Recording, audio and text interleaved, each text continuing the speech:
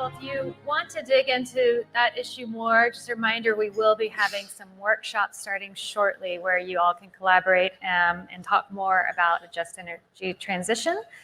I now would like to introduce our next speaker to this stage, who you maybe have read about in Devex reporting as an example of how we bring our reporting live here on stage and vice versa. But we have James Mwangi, who we've written about, who has a vision for turning Africa into a climate innovation hub. He's the founder for Climate Action Platform, and he's going to share a few thoughts with us. James.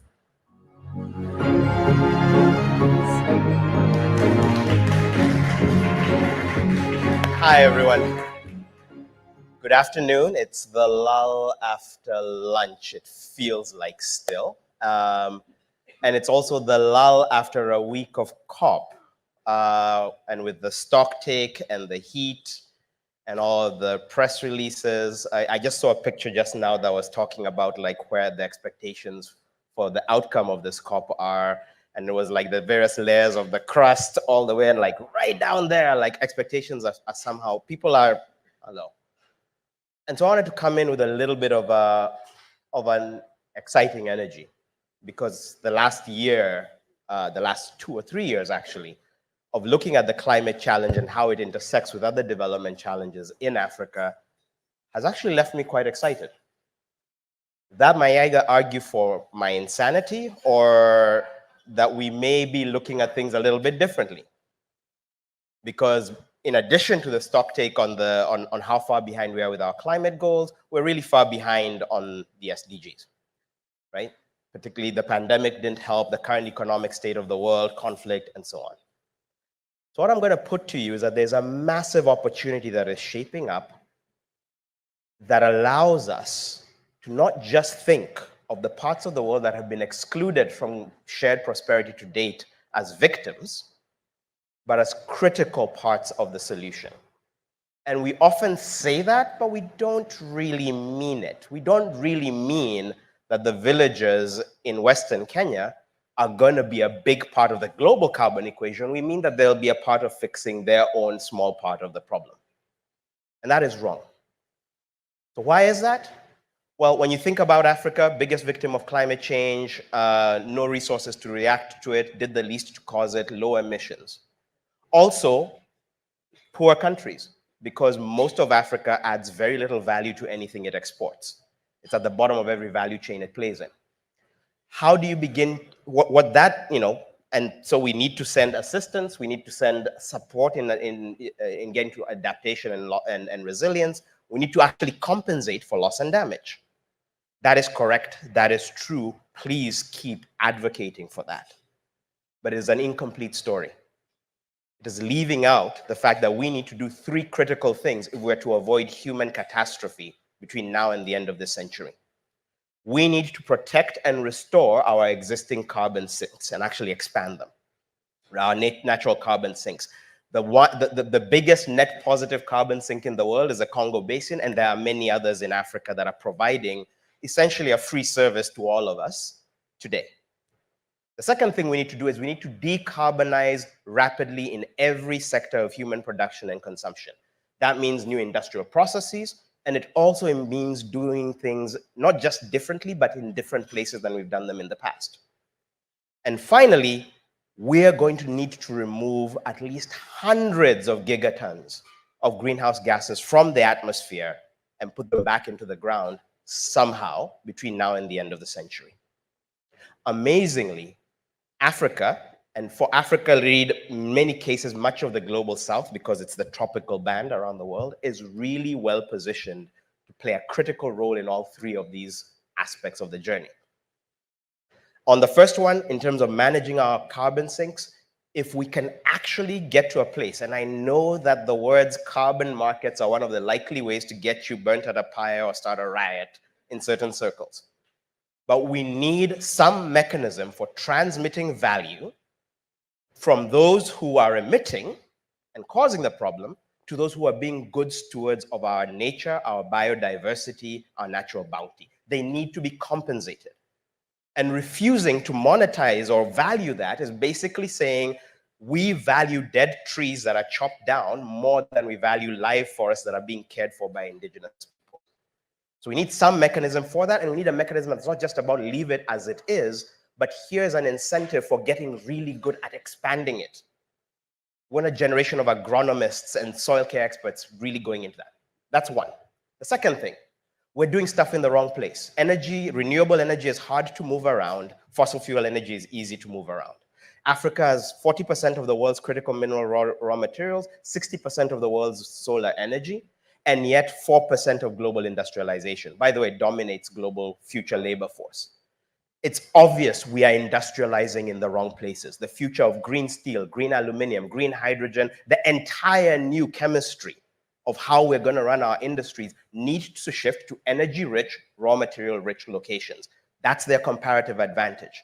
Just changing the way we manage aluminum, stopping shipping 25% of the world's bauxite to be refined elsewhere in the world and then brought back to Africa as Coca-Cola cans. Just that one change would cut 1% of global emissions right there. And that's just the easiest one to do the math on, because aluminum is bauxite plus electricity. I can do that for iron ore, we can do that for hydrogen, and so on and so forth. So green industrialization, major part of this, creates jobs, transforms economies, and shifts the way we think about where value is created. And the third thing, removing carbon and scale.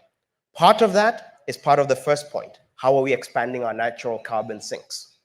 But you look at the quantities involved, and that's not going to be enough. We have left it too late. Nature alone is not going to be able to get us back to 1.5 degrees. So we need to keep on cutting our emissions, especially by moving more of the world's energy-intensive value-added industry to Africa. But we also need to start innovating in ways to accelerate carbon removal from the atmosphere. And I can tell you the businesses in Africa that are beginning to excel at manufacturing and spreading biochar as part of a regenerative agriculture agenda as organic fertilizer. How do we move that from tens of thousands of tons to tens of millions of tons per year? How do we embrace technologies like enhanced rock weathering, taking the right kinds of geology in Africa, crushing that rock, spreading it over the soil, solving our soil acidity problem, and boosting agricultural yields, while again, removing gigatons worth of carbon dioxide from the atmosphere. And finally, the one place in the world where thinking about large-scale energy-powered direct air capture actually could make sense is Africa. And why is that? Because it's a really energy-intensive exercise. It requires a very particular set of geologies, and you should not do it with energy that could be used to retire fossil fuel emitting plants. I'll give you the example of my country. Some of you may have heard me talk about this. Kenya alone has hundreds of gigawatts of untapped renewable energy potential. The Rift Valley has the capacity underground to store hundreds of gigatons of carbon. It'll be expensive, which is good, because no one should think of this as a cheap excuse for not cutting their emissions. So anyone who says, oh, we're going to use direct air capture to do this, I say, write the check now. If you want to emit while paying to remove CO2 from the atmosphere, you really must want to lose money. But as a last resort, we are going to need that as well as everything else. And the beauty of it is, while the estimates say that if we were to use these energy-intensive methods alongside everything else, you'd need about twice global electricity demand by 2050 to do that. The good news is Africa alone has 17 times global energy projected demand in 2050 in renewable energy potential. So yes, we will need to build a whole lot of renewable energy. Yes, we're currently building it in the wrong places. You get about 14 times more power from the same 14 times more baseload quality electricity from the same combination of battery and solar panel in Tanzania as you would in Germany. And yet Tanzania has less than 1% of the amount of solar deployment that we have in Germany. That's humanity being stupid.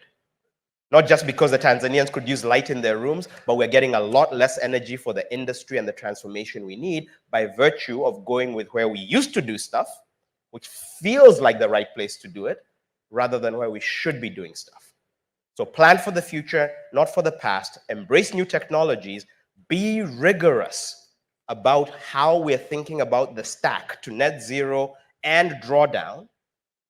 And I guarantee you, you will suddenly look at Africa and other places in the global south, not as the places where the young people who are the victims of climate change reside, but where the mass of people who will save the planet currently reside and are waiting to be mobilized with capital, with trade rules, and frankly, with higher expectations of the potential that they can bring to the problem. They are not people to be acted upon. They are solution makers waiting to be unleashed. That's a challenge I leave with you. That's a challenge I hope we take away from this COP, regardless of whether we agree to phase down this year or next year or the year after. The implementation of this is going to involve actually investing, actually implementing, and actually innovating. Thank you.